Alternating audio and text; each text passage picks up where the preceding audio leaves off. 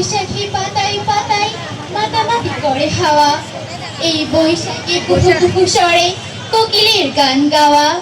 এই বৈশাখে রোদ গলে পড়ে, নদী হয়ে যায় ধীর, সূর্যের তাপে ফসলি জমি মাটি ফেটে চৌচির।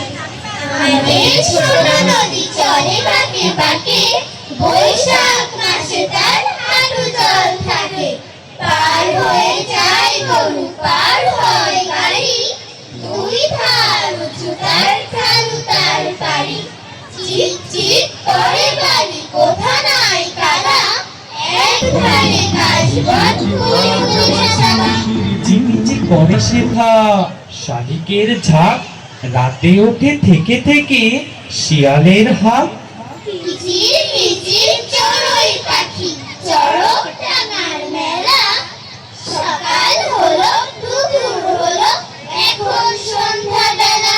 কাঠে ঘোড়া, মাটির হাতি, খেলনাগুলো ভিড়ি, খোকাও কেনে, খুকুও কেনে, খরচা ছুরি ছুরি।